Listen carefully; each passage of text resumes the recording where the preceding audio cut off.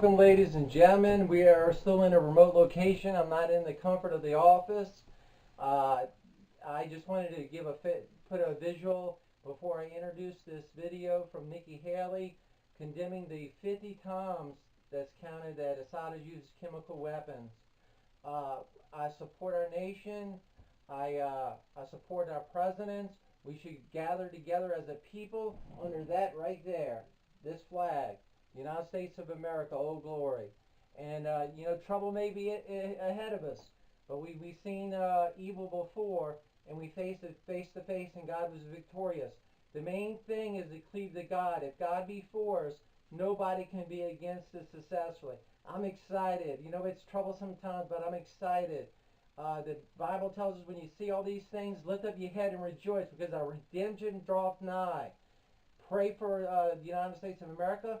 Let Trump be Trump. That's why we voted for him. Sometimes he says things that people don't understand.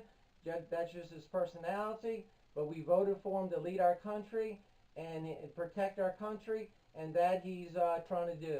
And in the name of Jesus Christ, I bless everybody that's watching. We're a fairly new Christian news network. We're definitely a small Christian news network.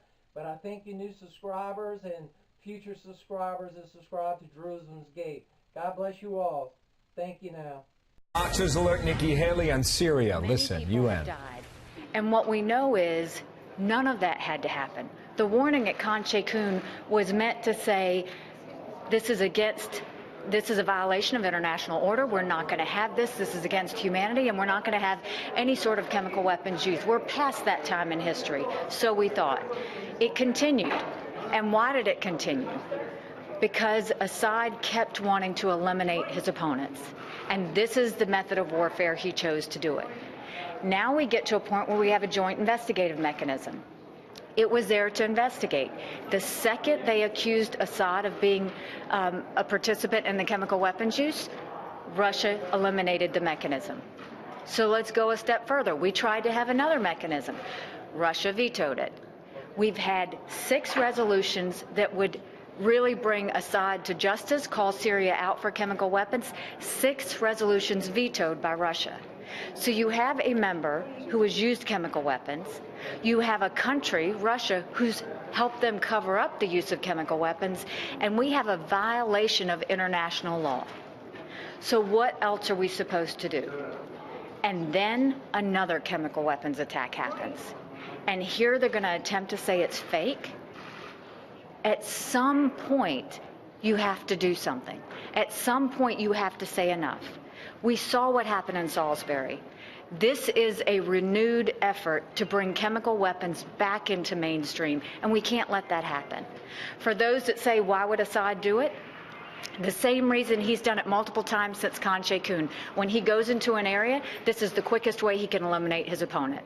And that area, he wanted to eliminate who was left. Why do we think this is important? Because this is getting to be too normal, and this is something the United States, France, the UK, and all of the international community is saying we can't absolutely have this. In terms of what's going on in D.C. and with the president, we had meetings in the White House yesterday. I will be going back to D.C. for meetings today. I will tell you that, first of all, did a chemical weapons attack happen? Yes. The U.S. has analyzed, yes, it has happened. The UK has analyzed, yes, it has happened. France has analyzed, yes, it has happened. 3 separate analyses, all coming back with the same thing. There is proof that this happened. But what I will tell you is, as a mother of 2 children, as a wife of a combat veteran, I am unbelievably proud of how President Trump has looked at the information, analyzed, not let anyone rush him into this, because he has said from the beginning, we have to know what we're right, we have to know all the information, we have to know that there's proof, and we have to know that we're taking every precaution necessary should we take action. And so for that, I'm very proud to be a part of his team. The National Security Council has gone back multiple times, multiple options. But this has been a very thorough approach, and this has been one, you don't rush decisions like this. If you rush decisions like this, you make a mistake. What we're making sure is that we have all the information to know if we do something, what will happen, how will it happen, and will it hurt anyone?